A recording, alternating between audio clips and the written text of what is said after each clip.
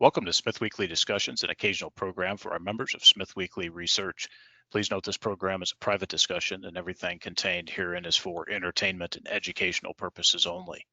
With that, we hope you're in a comfortable position along with your favorite beverage to enjoy the discussion.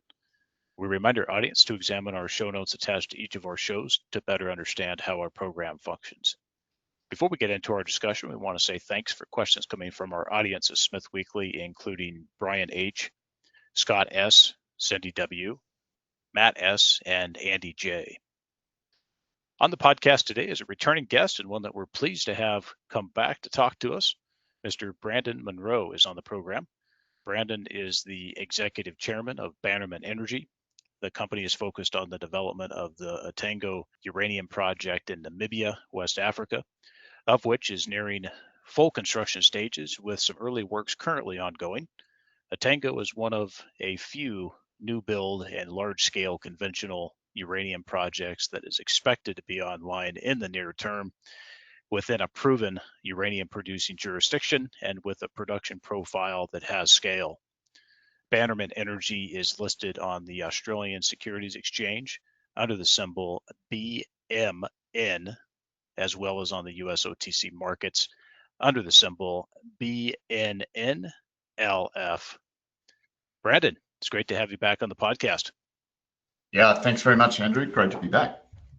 Yeah, it's been a while since we've talked. I think it's been around 15 months or so since we last had you on the podcast to update. Of course, Bannerman has been busy progressing the project, and the market has changed a bit. We'll get into that a little bit later. But why don't we kick it off here, Brandon, with an update from site. You guys continue with early pre-construction works that are ongoing. Cover the current status for us and the next major work item milestones that you're seeing going into 2026. Yeah, I'd love to. It's really exciting what we're seeing on site. So for everyone out there, the Etango Uranium project is fully permitted. When we received our mining license at the end of 2023, we immediately started working on the early site works and pre-construction infrastructure. Etango will be a very large scale open pit mine with a very simple processing or milling approach.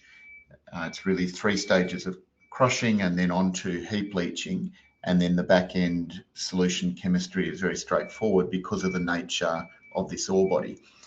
So it's a Namibian style mining operation, which means relatively low grade bulk tonnage with very good infrastructure around us. And because of those features, it does present as far as mining goes, low technical risk and therefore high reliability in terms of what we expect to be able to deliver there. So we got our mining license at the end of 2023. We immediately started working on the development, and the initial steps that we undertook were the pre-construction infrastructure. So we awarded the site access road, which is now complete.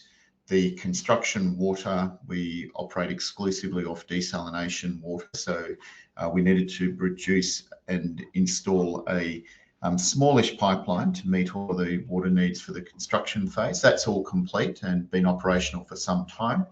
The construction power, we're lucky to be very close to grid power. So we really just needed to spur off a power line that ran alongside the license boundary, bring that onto the mining license area itself and install the various power infrastructure. That's fully operational now.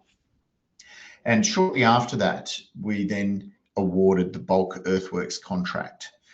One of the features of heap leaching is that unlike a tank leaching where you might have a crushing circuit, then you've got a milling circuit, and then you've got additional equipment and additional works associated with the tank leaching. Heap leaching is quite simple. There's 3 stages of crushing, and then it's a very large heap leach pad. The reason I share that with you and your listeners, Andrew, is that it becomes heavy on construction and light on equipment compared to a tank leaching processing circuit.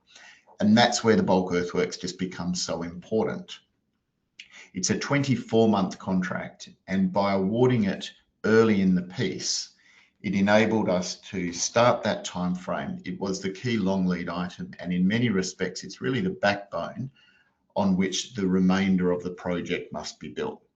Now, this is all really relevant because the approach that we've taken is to adopt a stage-gated approach to the pre-construction, the early works, and ultimately the development and construction proper of this project. And that is a little bit different to a more conventional approach where you'd receive your various licenses and permits, then you go out for finance. Then once you've got the whole lot either in the bank or able to be accessed, then you would start on the construction.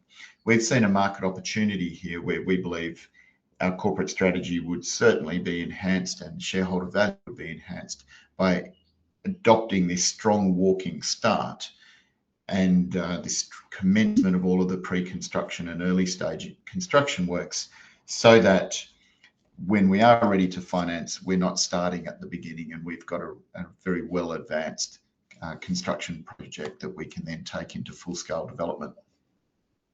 I think this makes sense in this market. It makes sense what you guys have done, and this spills into contracting strategy, which we'll get into in a moment, where you guys have been able to do bite-sized pieces here.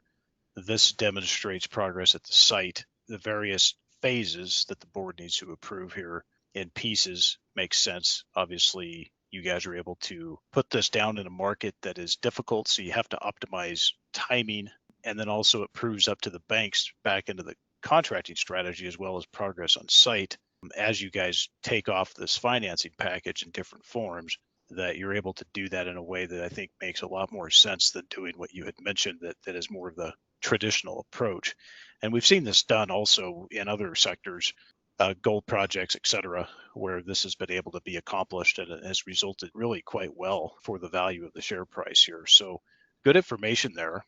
Why don't you just talk a little bit about just outlook on schedule? Just talk a little bit about what you would expect as far as timing here over the next couple years here, with the potential in 2026 that you guys may indeed make a Etango 8 investment decision and get into potential full-scale construction activities also in 2026. Just talk a little bit about that. Yeah, it's great that you mentioned Etango 8 in that context, because that's probably a good opportunity to just set out what the very broad Etango mine will look like. And then we can come back to your question about what's the near-term construction profile. Etango 8 is really the initial phase 1 development of a very large Etango ore body. So when I say large, our resource is more than 200 million pounds, well above that number. We have measured and indicated of more than 150 million pounds. And in a previous development scenario, really a single stage development scenario, we had a mining reserve of 130 million pounds. So it is an enormous ore body. It's how we like to roll in Namibia. The Rossing ore body has continuously mined for more than 50 years and still has some time to go. And we would expect Etango to be quite similar, a multi-decade mine. Now, much like Rossing, we have an initial development plan, which is Etango 8. So Rossing, at one stage, the largest uranium mine in the world, the largest continually running uranium mine in the world. When that started in 1976, that had an initial 16-year mine life. And as I just said, it's continued now into well beyond 50 years. Our initial mine life is described as Etango 8, and that is a 15-year mine life at 8 million tonnes per annum throughput through the processing circuit, hence the 8. And that will produce 3.5 million pounds. We will have the ability to go into a phase 2 if we choose to, which is an expansion of this mine. And that would take it from 8 million tonnes to 16 million tonnes. We would effectively just double the circuit and obviously increase the mining activities. And that's all fully designed. So we've designed the entire site, allowing area and allowing for needing to double that circuit. That would take us from 3.5 million pounds to 6.7 million pounds. And we currently anticipate that we're likely to bring on that expansion pounds about year 5. So we would already be in production. We'd be reliably producing and selling and delivering uranium around the world. It would be, of course, a low risk expansion because it's simply an expansion of an existing asset that's already producing and producing well. And we would have had the opportunity to really understand the circuit and the equipment and make decisions around whether duplicating is in fact the best outcome, or perhaps if we wanted to scale up or change certain things to optimize debottlenecking opportunities and so on. But the key here is that we're in the initial development, which is to produce 3.5 million pounds. And then we've got a very viable alternative, which is to either continue beyond the 15, 16 years at that 3.5 million pounds, or at a number of points we could make the decision to reinvest in an additional circuit and increase that capacity to 6.7 million pounds. So Andrew, I thought it was worth just putting that out there, particularly for your audience who might not already be familiar with Etango and Bannerman. So where are we at now with this initial Etango 8 development? As I said, we were awarded the mining license at the end of 2003 and immediately started on early site works and early construction works. The overall timetable in our definitive feasibility study is about 33 months, and we're well into that period. Of the bulk earthworks contract that I mentioned previously, that was a 24-month contract, and we're roughly a third of our way into that. So you might think about it in terms of between 6 and 12 months into that 33-month construction period. Now, because of the way that we are bringing this development on, we call it the stage-gated approach. Because we aren't fully financed at this point in time, and we don't want to be fully financed until the market, the uranium market, is presenting in a firmer way and showing us incentive prices that we're comfortable with and we think represent proper value, we are developing this one contract at a time, you might say. I referred to some contracts that we outlined previously, the site access road, the construction water, construction power, bulk earthworks. We've recently awarded the heap leach drainage contract.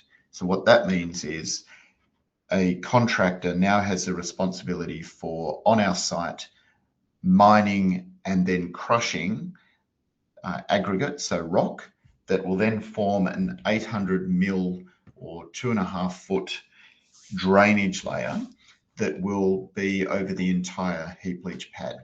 Now that's a big contract. The heap leach pad, the 10 cells that will be our heap leaching pad, measures 300 meters wide by 1,000 meters long. What's that, Andrew? Is that 1,000 foot by 3,000 foot? So it's a really big area, particularly when you're talking about a depth of 2.5 feet or 800 millimeters. So that's a big contract, and that's now underway. We've also awarded the first phase of the concreting contract, and that's to do the concrete work associated with, for example, the primary crusher and some of the longer items, longer lead contracting work. And we shortly will award the permanent water pipeline. That's a 35-kilometre pipeline. Now, the approach has been the board assesses the next contract to award, what are the benefits for that? How much is capital? Are we comfortable with committing that capital in the context of our current cash reserves? Does that still give us a large degree of corporate flexibility? And what are the benefits we get from that? So bulk earthworks, that was an easy decision for us. We had about $100 million in the bank. The bulk earthworks was even over the 24 months. Well less than a third of that. It would give us the capacity to stay on time, build the framework or the backbone for this whole project over the next 24 months, and it would produce the range of benefits that you said before in terms of demonstrating that we're going into this project, that we are going towards mining for the local stakeholders, for utilities and others. And that's the stage-gated approach.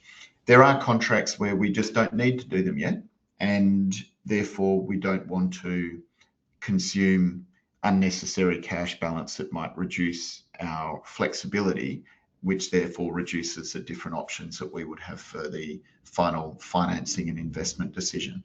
And I think finally, to put that in context, over the last 4 or 5 quarters, we've generally maintained a level of commitments to this construction of about 25 million Australian dollars. And that's recently increased from 25 to just shy of 50 million Australian dollars, but in the context where our cash and liquid assets stands above 120 or 125 million Australian dollars. So we're very careful to keep a large cash buffer there, a lot of flexibility to make sure that we can move forward.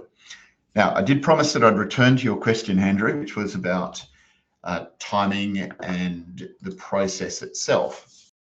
I gave that introductory comment because whilst we do have obviously very well and detailed construction plan, and that was set out in the definitive feasibility study and then optimized in the front-end engineering and design process, how we stick to that plan prior to final investment decision will very much depend on those numerous contract by contract decisions that the board makes with this stage-gated approach. So at the moment, we're on track to be commissioning and ramping up in 2028 and achieving full run rate, in other words, our full production levels in 2029. And as I say, the expansion would be likely to follow about 5 years after that additional expansion capacity. But corporate flexibility is really important to us, and an aspect of that flexibility is making sure that we don't make a rod for our own back by making promises or assurances or even setting rigid targets in the market as to exactly when we will be in production. The message to the investor market, but also the message to the uranium sector and the utilities is, well, show us that you need those pounds in 2028 and 2029. And the way that they need to do that is to show that via incentive prices. And we are in an improving environment, but perhaps we're not quite there yet. Brandon, lots of good stuff there to go over. So backing up to the focus area, obviously Etango 8 was envisioned as something that was a starter project, something that is palatable, maybe at the time in a more difficult market.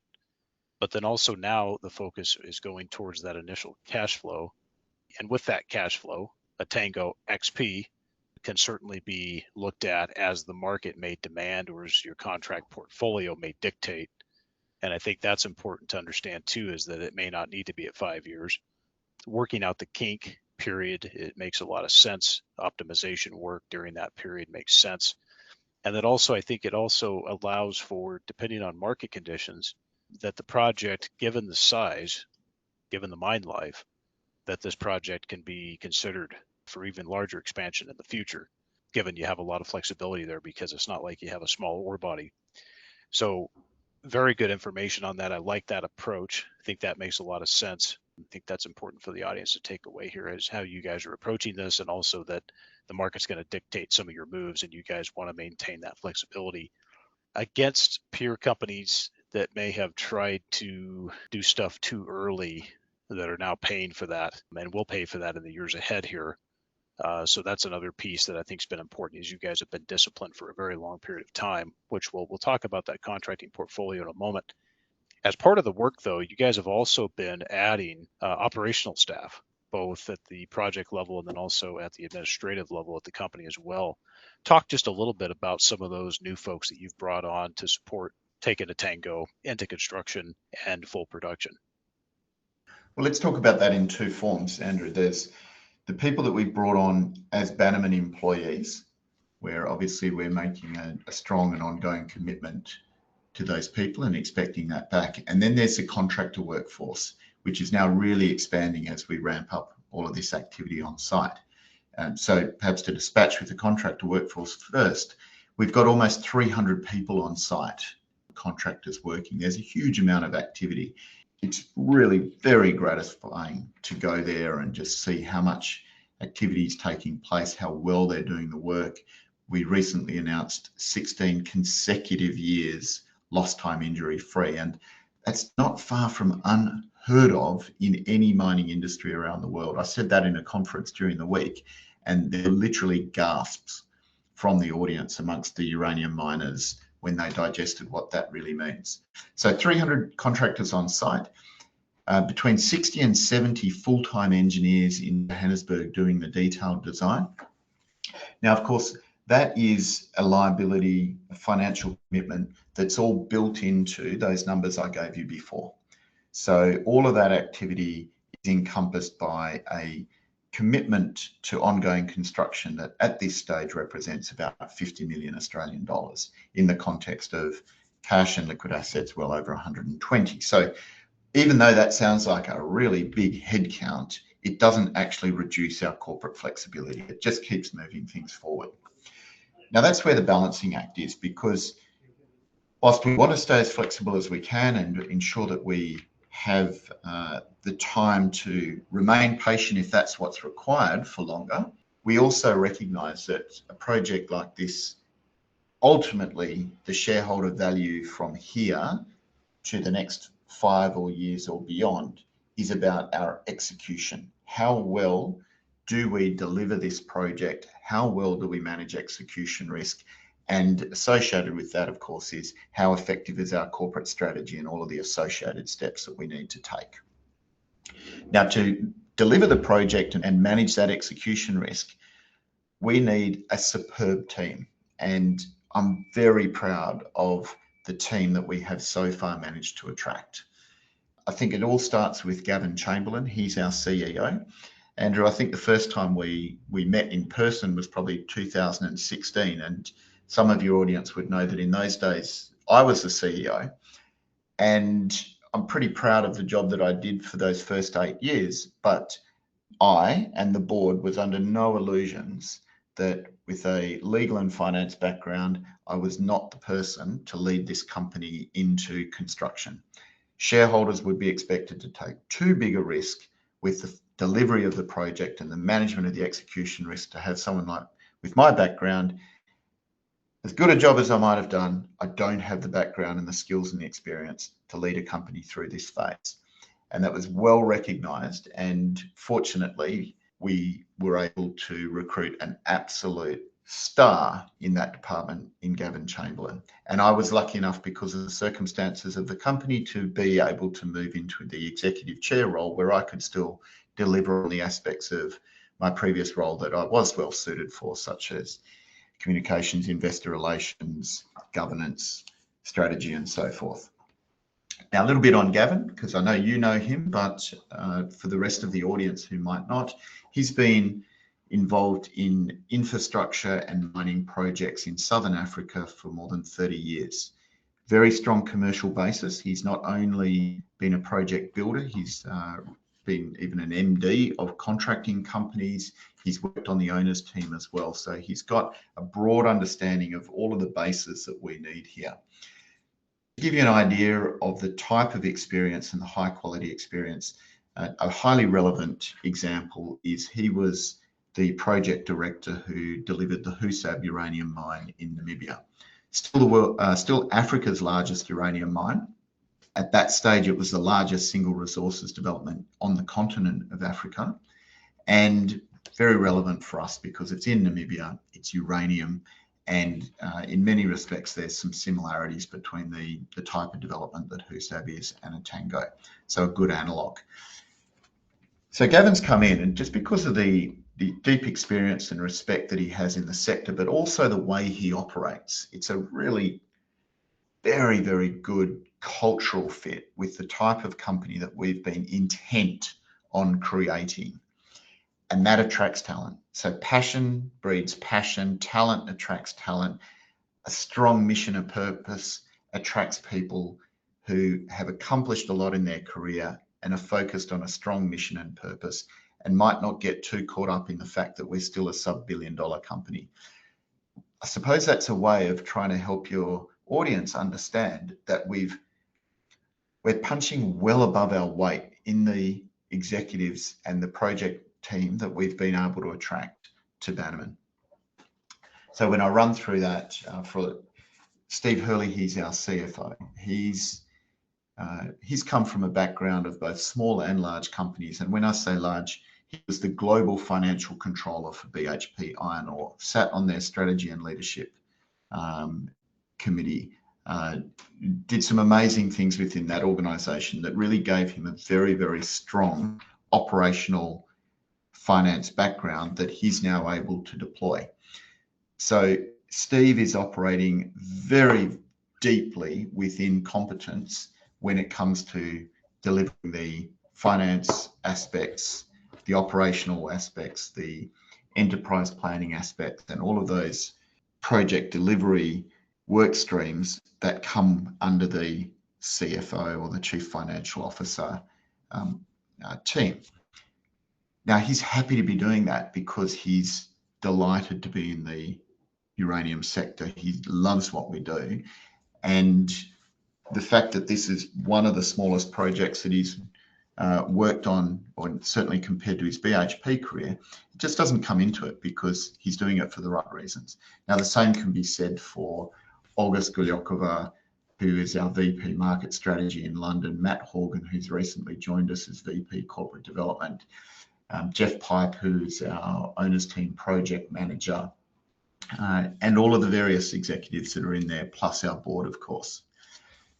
So we've got predominantly a team in Namibia, just over a dozen people there, including our owners team. We've got a finance team that sits in Perth, Western Australia, where we need to manage the corporate governance and associated head company finance that interacts with the stock exchange.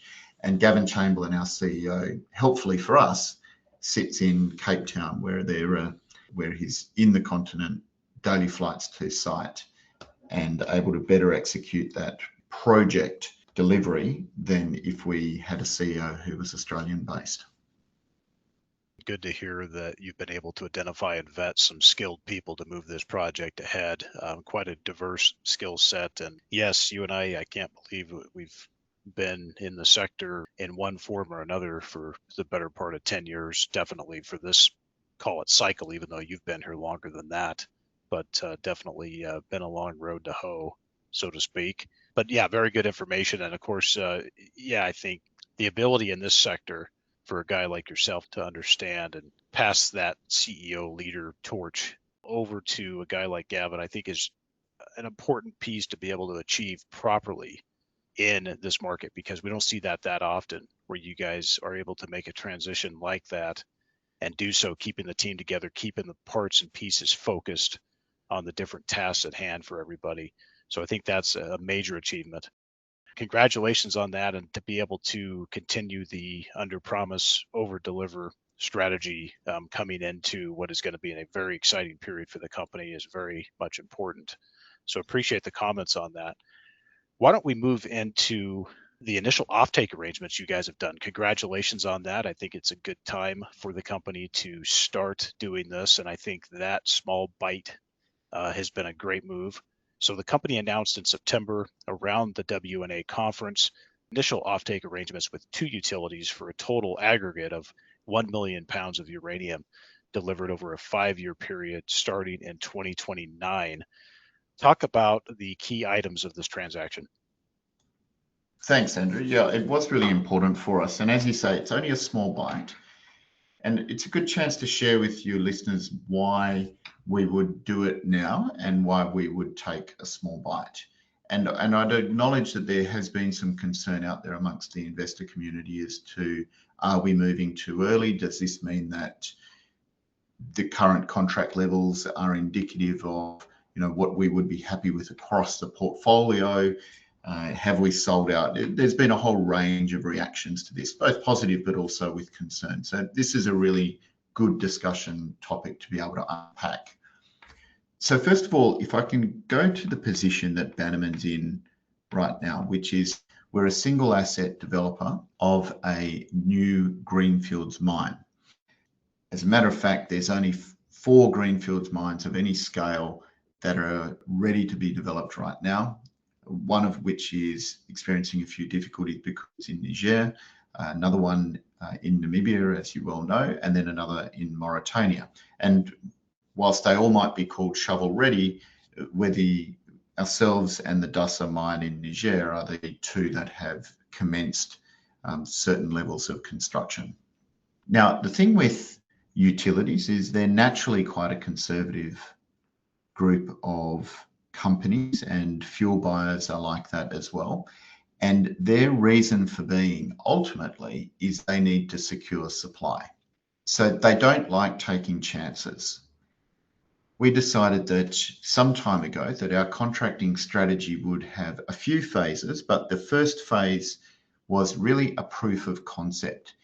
It was about ensuring that, first of all, we had the internal capability to go from shaking hands with the utility and ultimately executing a fully formed long-term contract, but also demonstrate to the industry and the financing community and the investing community that we had the external validation that's only generated at the end of this very arduous process of proving to these very large utilities that we've got what it takes in a huge number of different areas to deliver the uranium that provides them with that security of supply.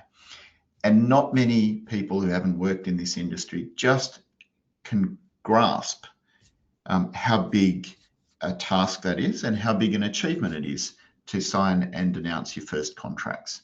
So let's go back to the internal capability. So what does that mean? Well, we appointed Olga Skolyokova over 2 years ago, and she's come with a really deep industry experience. But that's how long it takes for her to systematically work her way through all of the details associated with understanding not the mining of the uranium, we've got big teams who do that, but to understand the delivery and the sale of the uranium. So these are questions that might be as simple as transport and insurance. It might be relationships with converters, what's required to open converter accounts, and then a host of aspects about understanding the precise nature of our product and what it is about our uranium that would be attractive and therefore of the highest value to certain types of utility fuel buyers. Then there's the whole contracting piece. So our Chief Legal Counsel, Melvin Yeo, has been working with US counsel for well over a year. It is a complex aspect of the business. These contracts are very large value, they're high consequence, and you can't just march in from outside the industry and hope to understand not only what's written in the black and white, but also the range of conventions in this industry as you're negotiating with utilities. What can you suggest that's normal? What can you suggest that's unusual but not unheard of? And where do you cross that line where you're suggesting terms that are just so far outside the industry norm that they're regarded as radical amongst these conservative fuel buyers? So that's a process. There's a lot of capability that needs to be developed inside an organisation to be able to get there with those contracts. And we needed to make sure that we had that capability. We didn't want to find ourselves entering an intense period of contracting and find ourselves bumbling along or messing it up. That would be a disaster, and you could easily see a contracting phase come and go without a first-time developer adequately participating or even participating at all if they hadn't already been through the live firing and proven to our board and ourselves that we've got what it takes to be able to do all of this internally. So that is a big tick. Then the second aspect is that external validation. So we did disclose in our announcement that it's top tier Fortune 500 US utilities. So what you can interpret from that is that it's 2 of really the 4 biggest utilities in the US. And any of those 4 is a huge achievement. And because this was all about the first phase of our contracting, where it was centered on internal capability and external validation, of course, the validation we needed from the type of utilities who would provide that validation. In other words, the biggest and the most discerning. So these types of utilities, they have external consultants who do due diligence, they come to site, they put you through extensive ESG questionnaires, they do other forms of auditing. And just to be able to have a discussion with them means that you've already passed through a number of gates in their process. And then, of course, as I said, they need to be confident that you're able to deliver. And so they like to meet the team and have multiple discussions at all different sorts of levels. Now, the point is that now that we've announced that contract, not only, even though this is a small bite, not only could we go back to those utilities and suggest that as the market starts to pick up, would they like to have another bite, but for other utilities, both in the US and outside the US, they realise that we've come out the other end of that arduous process, and therefore they've got a great deal more confidence that when it comes to negotiating with us or when it comes to signing a contract with us.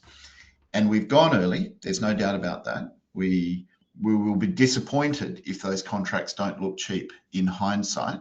But as you said before, we've been very disciplined that we've waited until we can write contracts at levels where we make good money. It's just that we think that shareholders deserve a bit better after their patience, and we're confident that this market will continue to develop. Now, the reason for going early is so that when we do see a really buoyant market setup and when we do see quite intense contracting activity, we're better able to capture that value because of the factors that I've just mentioned, because we've got that strong external validation, because other utilities won't be apprehensive about dealing with us because they don't know what we're doing or they don't know if we're going to bumble along or not. The last thing a utility wants in a supply squeeze is getting caught teaching a counterparty, a new entrant, how to do their job. And through signing these contracts and announcing them with these type of counterparties, they know that they won't have to teach us how to do our job. We now know how to do it in this department. Thank you for that. And definitely we've seen utilities have to give lessons to others out there, certainly in the last cycle as well. I think the approach is good. I think it's been a great amount of time to saturate what Bannerman's doing, what the project is about, the scale, the opportunity, the jurisdiction. So I think all that's playing in quite well. And then as you guys look to stage this into a construction financing package, we're looking forward to seeing what other deals get done here for the company as you guys come into that ramp up. A little bit more here on the broader contracting portfolio strategy, Brandon. I think everybody has a fairly good idea of where you're planning to take this. But what can you tell us regarding the next stage of what you guys would expect in the term contracting portfolio? What you'd like to have in place ahead of potential bank financing, that exposure to the open market, and also if you see the potential where this market's headed for certain utility clients to provide on good projects like this one, potential prepayment on a portion of offtake as part of a finance package, either on expansion or up front here on Etango 8. So the interaction with finance is interesting, and there's a couple of quirks in our sector that I think any natural resources investor should understand.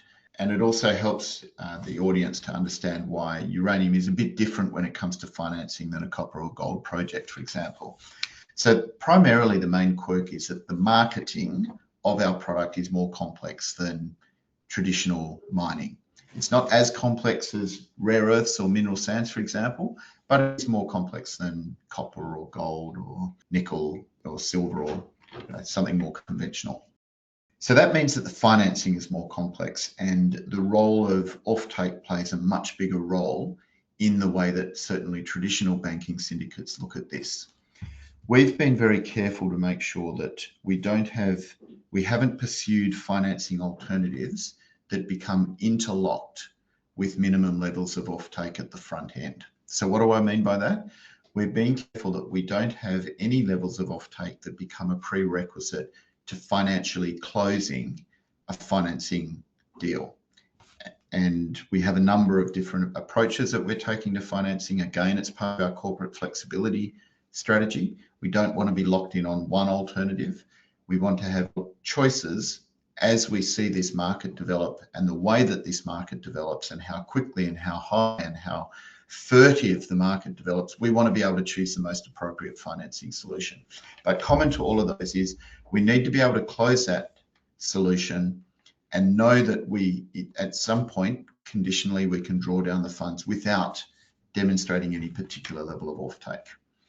That's because we don't want to have our backs against the wall when it comes to negotiating with utilities. These are really clever people. They've negotiated extensively. And if they know that them signing a piece of paper stands between us and having a financing solution that we can talk to the world about, of course, that puts them in an extraordinarily strong position, and we don't want to be in the corresponding weak position to that. Now, when it comes to prepayments, it sounds very attractive, but you need to be very cautious about prepayments because they should always be the last mile to a financing solution, not the first grab of a financing solution. Now, what do I mean by that?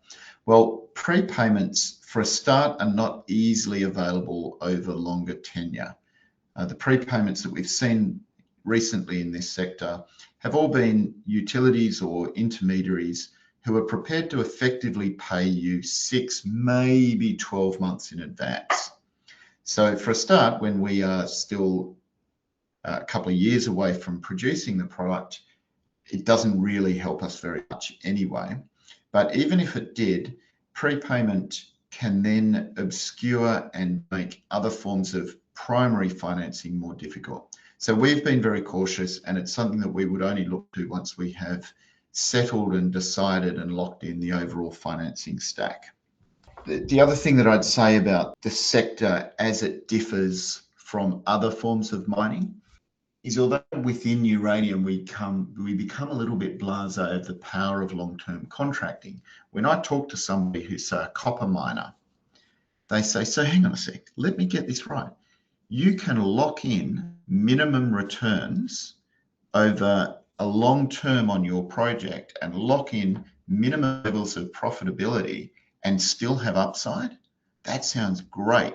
And we sometimes need to remind ourselves that the opportunity here, particularly for Etango, is as this market develops, we're going to be able to have a combination of portfolio of base price escalated and market-related contracts, where those market-related contracts have got floors and, of course, ceilings as well, where in the blended price of those base price escalated and the minimum floors in those market-related contracts over the portfolio give us a minimum profitable return while still having access to market-related conditions through the market-related contracts. So the difference between those floors and ceilings and the proportion of our product that we choose not to commit until we're basically producing it. So in simple terms, that's selling it into the spot market at the time, but we would do more sophisticated methods of realizing that value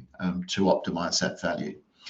So that presents in yet another form of asymmetry in the uranium sector that I think deserves to be more recognized amongst investors and deserves to be more recognized for what it is, which is an asymmetrical bet. By the time we've finished with this portfolio, we would expect to present to the market a blended minimum price that still delivers an attractive return, still delivers, no matter what happens, investors are going to be happy with that return. Plus they have really solid access to the upside. And then you mentioned the expansion. That's really the ultimate kicker.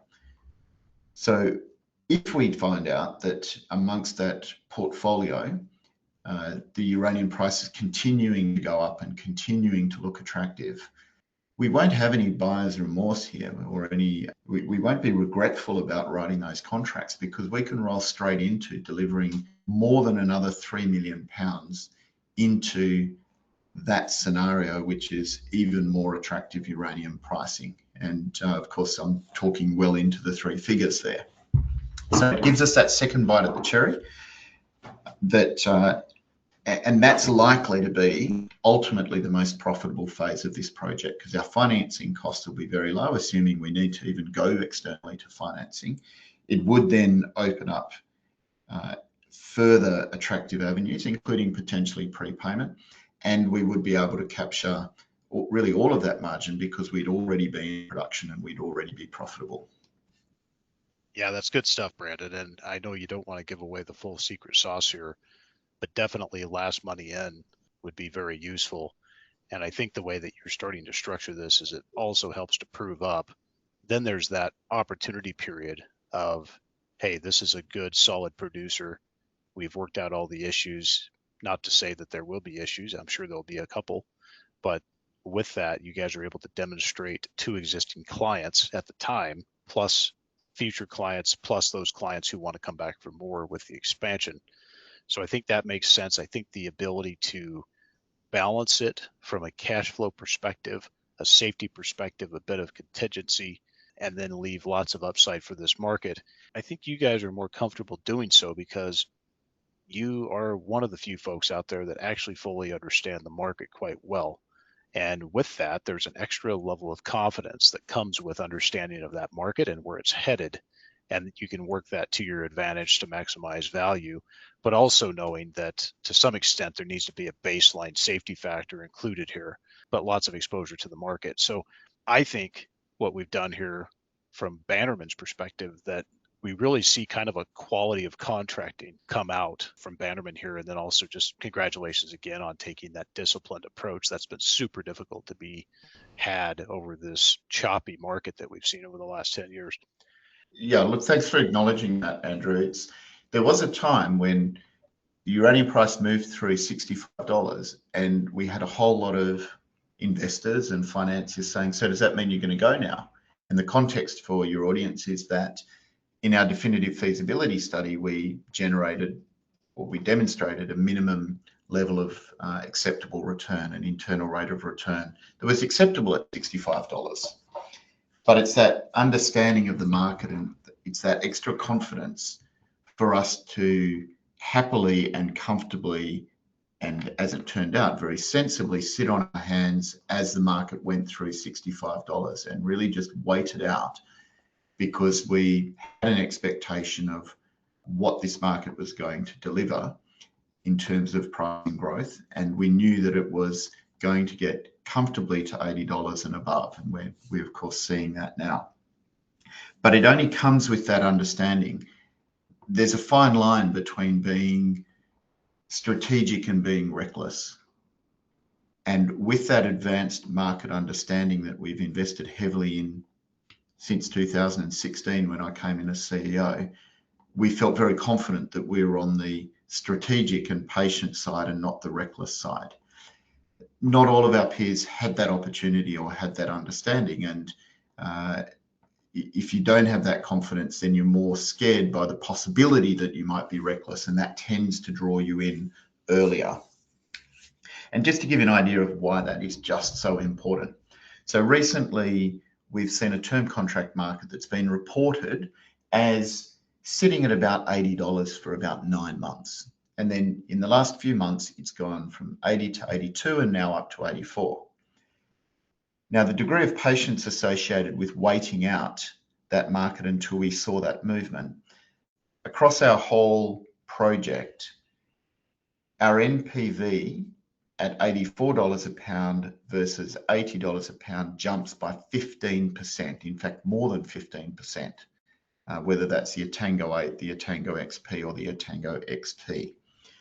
So those incremental changes are really vital, and hence why we're taking this approach with our contract portfolio optimization to make sure that as we see the next incremental change from 84 to the next step up, that we're capturing that.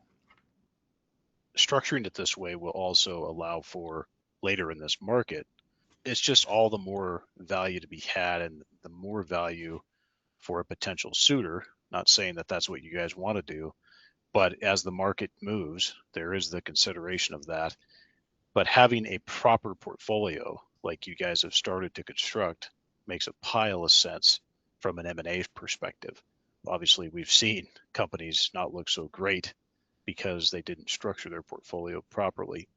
And so that's a big deal, big value add going forward here. So good information on that, Brandon. Really appreciate you sharing how you guys are approaching this to some extent without giving away the full strategy. But I think folks have a good idea of how this is moving ahead. I just wanted to touch on capital structure, and we have just a few more questions here and we'll wrap up. Where are we as far as balance sheet, back to the most recent financials as far as cash on hand, and then also the current shares outstanding at the company, as well as key shareholders on the roster you want to mention? So in terms of cash on hand, as I said earlier, we're in a really strong position.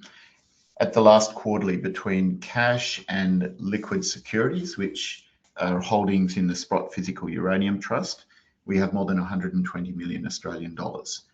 Now, if I put that against our committed project expenditure at the quarter, that was about 50 million Australian dollars. So there's a lot of buffer there.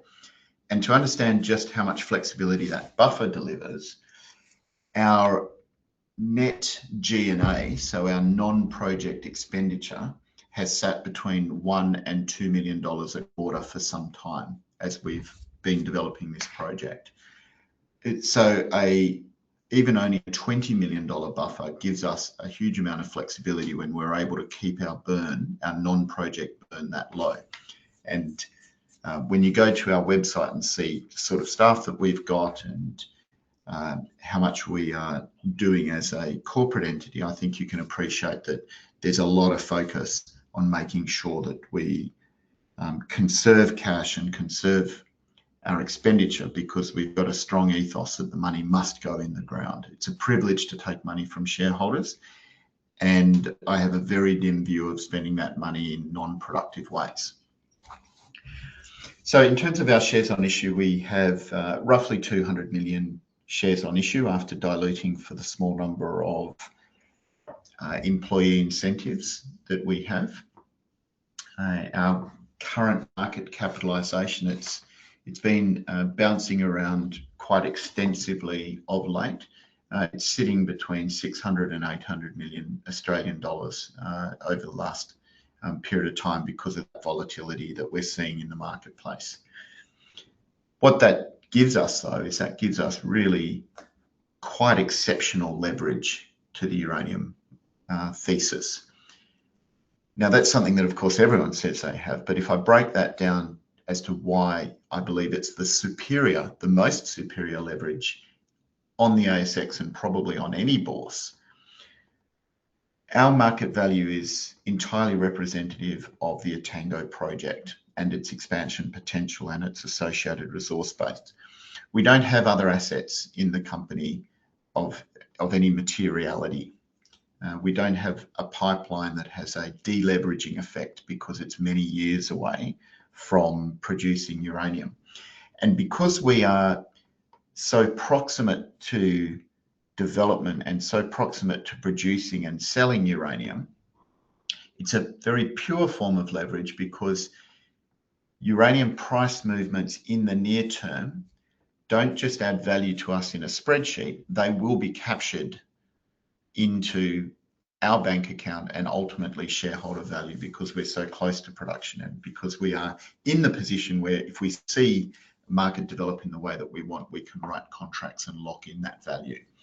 So whether you look at it in terms of £3.5 million expanding to £6.7 million, whether you look at the ore body being well over £200 million, whether you look at our proximity to production and you compare that against a market capitalisation today that's only a bit above 600 million Australian dollars, which is what, less than $500 million US dollars, you can see that it offers exceptional leverage at this point in time. And that's leverage that we're quite intent on delivering to. Another way of looking at that leverage is that what I said before, a $4 increase in the term contract price has produced an outsized increase in our NPV post-tax of more than 15%. So when you look at all of that, I think the capital structure is still tight. We're somewhere in the order of 15% ETFs and about another 20 to 25% institutions. So we've got some more work to do on our institutional holdings.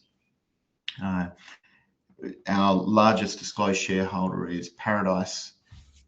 They're a very large multi-billion-dollar Australian specialist resources investor who are very confident about the uranium sector. We also have a disclosed shareholder in the form of Asset Management, a specialist uranium investor out of Canada.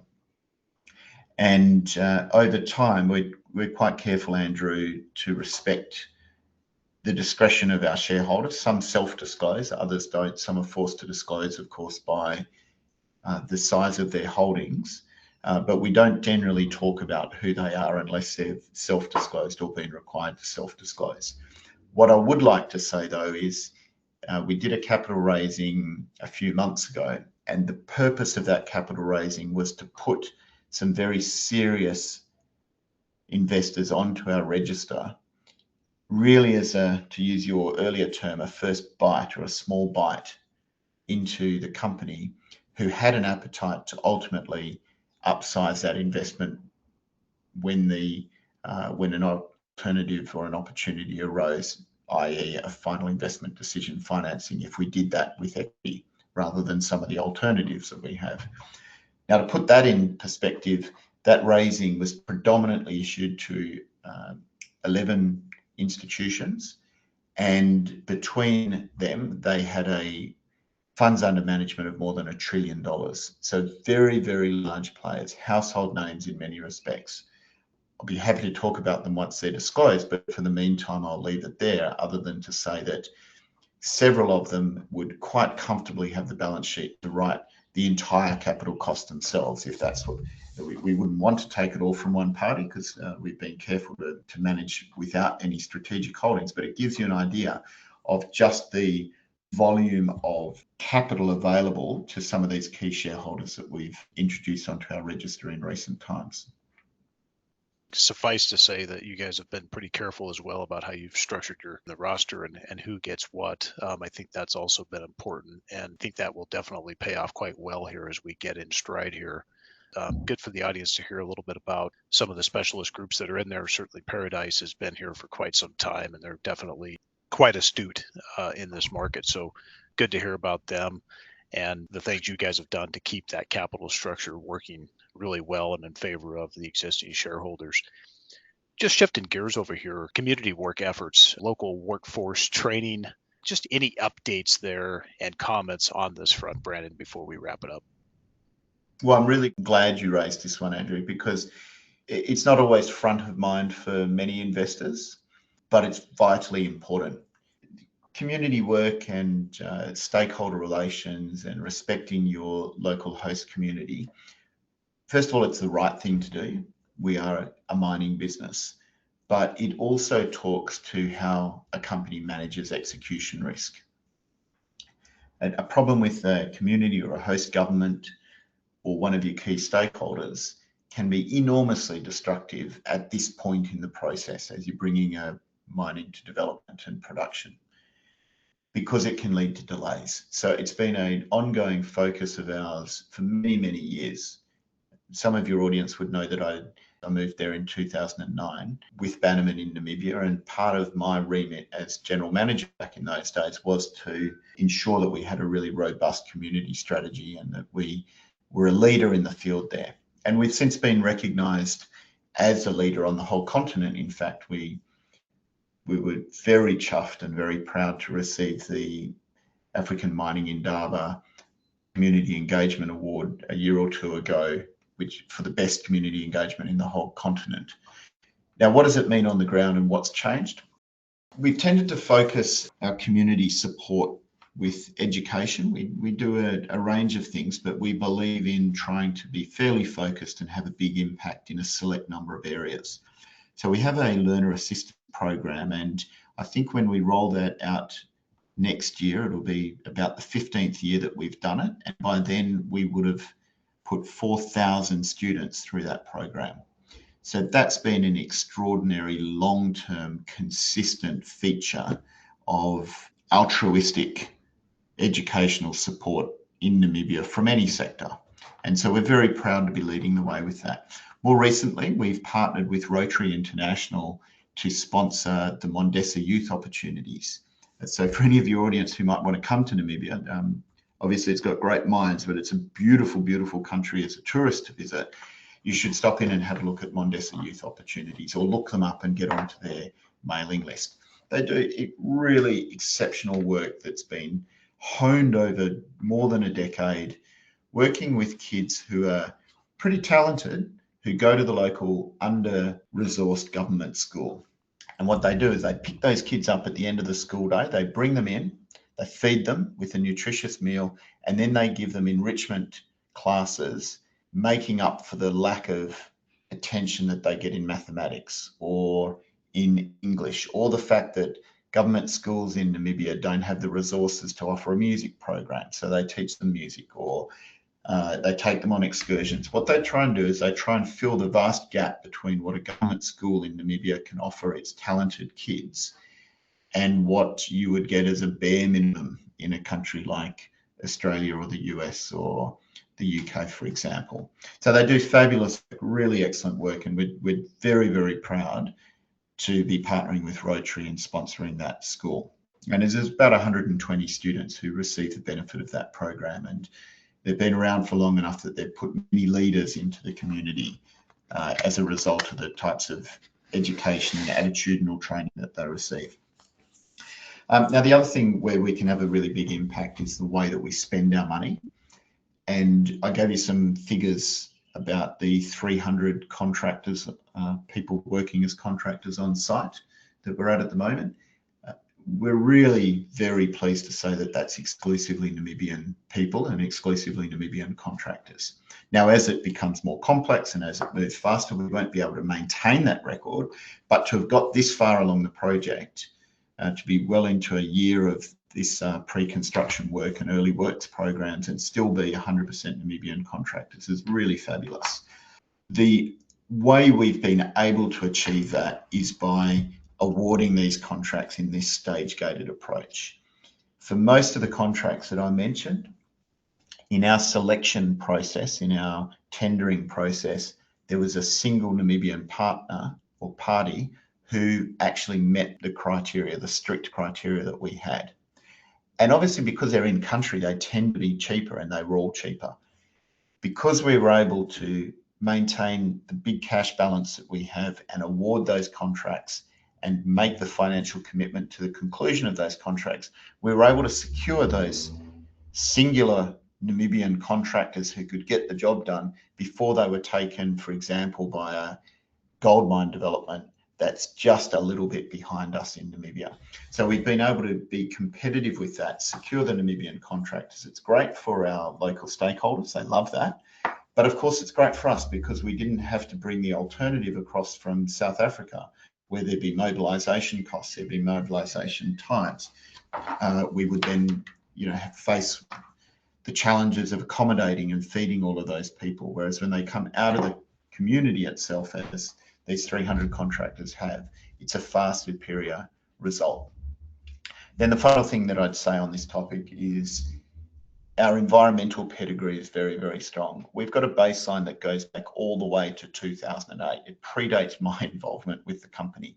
And that just means that we've got a very, very clear understanding of what the environment was like before we started, what environmental impacts can be fairly attributable to us and what would be inappropriately attributable to us. And we've got the ability to argue the case and say to anyone who might say, this is different since you've started, we can say, no, it's not. We can go all the way back to 2008. At this time of year, you get an uptick in dust every single year, or whatever the complaint might be. When I come back to my earlier comment, that is a very effective form of risk mitigation. So not only are we out there to do the right thing in the right way, but we recognise that investors have entrusted us with a lot of money and a lot of confidence that we need to fiercely protect in every way. And that's ultimately the key benefit for investors of all of this investment in community work and stakeholder relations in country. Brandon, good stuff. Thank you for going through that. Thank you for the efforts there in the country. I think as part of that, as some of your final comments, NGO management is another key factor there that has to be included here that is a growing concern. We know that there's rogue NGOs out there. There's good NGOs too, but there's a lot of rogues out there too. So that management's always a key point. And then as you guys look to retain staff, you definitely have competition from the gold industry there in Namibia, maybe a few other emerging industries as well. Definitely good work on investigating that out and retaining people. And then I think too, as you guys get into construction, there'll be more skills work, educational work that'll be happening as you guys hire out the workforce there of operators. I think that at the youth level to talk about mining and natural resource development, these important things, some of the technical skills that come with that, I think that is missing from a lot of curriculums. And for you guys to be able to support that and add that into some of the youth level education is super important in this day and age. It's so lacking across so many curriculums across so many countries, mostly towards advanced nations that have just lost this entirely. So any work that can be done on that front is always a great thing, as well as people understand natural resource development and how critical it is to everyday life. So appreciate the efforts on that. And you're absolutely right, Andrew. There is an integration between the community work we do and the quality of the workforce that we will ultimately have. It's not only the cultural advantages in terms of presenting and being a better place to work, but there is a lot of skills available in Namibia. To get the right workforce, you need to filter it.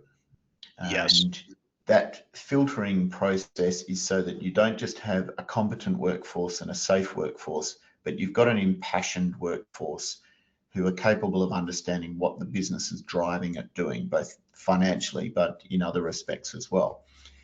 And that filtering is predominantly attitudinal filtering. So if I give one of the examples, I go back to the Mondesa Youth Opportunities, we're working with their alumni, we're working with their current class, we're taking them out to site, showing them what a mine is. Because those students who've got an interest in that, they might not be the superstar who gets a scholarship to go and study at a university in South Africa. They might just say, look, I'd be more than happy with, as an operator, operating a shovel. As you know, when I say a shovel, I mean a big excavator. Because that's one of the better paid jobs you can get in Namibia.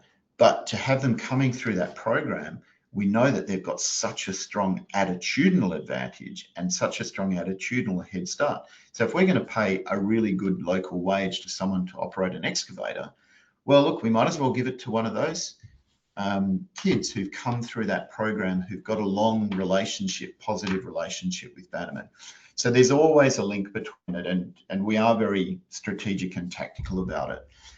I think it supports a natural, fortunate, lucky advantage that we've got, which is when you look at Etango on a map of the uranium province in the Erongo region of Namibia, by a large margin, we're the closest to Swakopmund and the closest to the port city of Walfish Bay, which just means, all other things being equal, people can spend an extra 30 to 60 minutes at home with their families on a typical commuting day because we're so much closer. So we've got that natural advantage, but we don't want to rely on that entirely. We want that to funnel a larger number of candidates into the top of the funnel so that we can use this attitudinal filtering and skills filtering to have a better result as that funnel starts to generate the relatively small workforce that we need to hire in that context. Absolutely. Good stuff there. Definitely agree. I think also some of the benefits of that labor force in Namibia is that a lot more people come with an open mind, and they also, with that, are willing to learn, unlike other jurisdictions where you have a lazy people that don't want to learn any new skills and they expect everything to be handed to them. So I think that's also a key advantage, just to put it straight out there. And then also the manual shovel is so important to understand how to run a manual shovel first and foremost as a basic labor skill before getting on a mechanical shovel.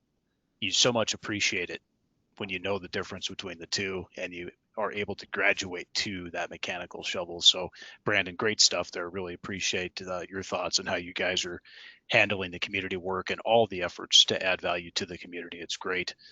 Well, why don't we wrap it up with this to go? Just any brief comments on the market, and I want to have you just tie this in as well for the wrap-up question about Bannerman and why investors should invest. The company has a market capitalization right now of about 700 million Australian dollars. Why should Bannerman Energy be considered within the institutional, family office, and retail investors portfolio at this stage? I think first and foremost, it's a really attractive time to be investing in uranium. The market is clearly on an upswing. It might be a little bit volatile at the moment and it might be still trying to find its feet, but in the short to medium to long term, there is an undeniable supply gap emerging against a strong demand profile. And in fact, the supply gap doesn't even need demand growth.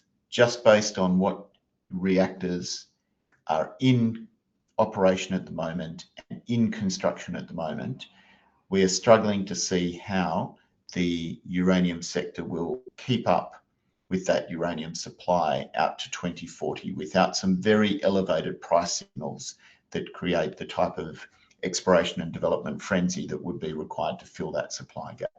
So there's some very strong fundamentals that drive very clearly, demonstrably at increasing prices. Now, why Bannerman within that context? Well, I suppose it's what I said before. We're able to capture the full benefit of those increasing prices. We're low risk. We've done our exploration. We've done all of the permitting. We're on a development pathway now that has been de-risked by definitive feasibility study, a front-end engineering and design. It's being de-risked as we go from live tenders with our capital and live visibility as we move through this early works program on what our operating costs are. So we've got a degree of confidence at this stage in our numbers, which is unusual in the context of the mining sector. And that reduces the risk to investors of capturing that value that they would be investing for. You add to that the size and scalability and expansion capacity that still isn't priced into that $700 million. And not only do you have superior exposure to the known uranium dynamics, but you've also got the optionality associated with capturing attractive future uranium dynamic scenarios, whether they're on the current trajectory or whether we see even more attractive scenarios in the future via the expansion potential to 6.7 million pounds. Now, then you add that to what I really strongly believe is best-in-class execution, best-in-class governance, best-in-class talent, capability and passion within the existing team. And that also serves to send a message to investors that your money is safe with us, that we do deliver confidence and results over a long period of time, and we expect into the future. We also know how to capture value. So not only will we treat that investment with a great deal of respect and recognise the efforts that we need to make and the steps we need to take to deliver the project and manage execution risk along the way, but we're intently focused on optimising the opportunity in front of us, ensuring that shareholders capture an appropriate degree of value.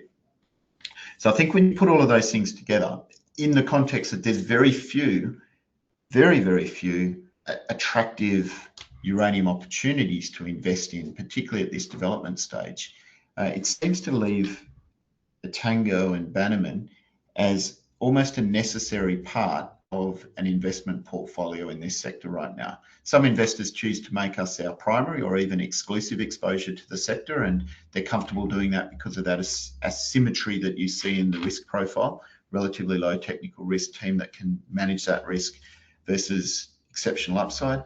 And for some institutions and family offices, they see us as the additional torque or the additional alpha that they introduce into a slightly broader risk managed portfolio in this sector. So, of course, if investors want to know more, they can come through our various channels or contact me directly, or I'm sure your audience will contact you as well, Andrew. We've had a snapshot into the company today, and there's a lot of information, there's a lot of research initiation and coverage into us that all presents pretty much the same story as I've just described.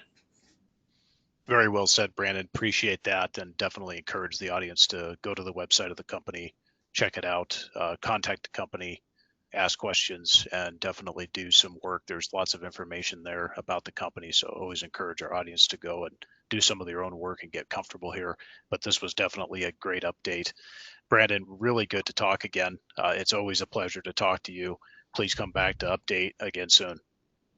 It's always a pleasure, Andrew. And when you think about how this market has developed over the time that we've known each other and been talking on your podcast, It's really been an extraordinary journey. It's still got a long way to go, and it will have a long way to go. But at this junction, I just want to say thank you to you for the way that you've supported this sector going back many years to 2016, 2017.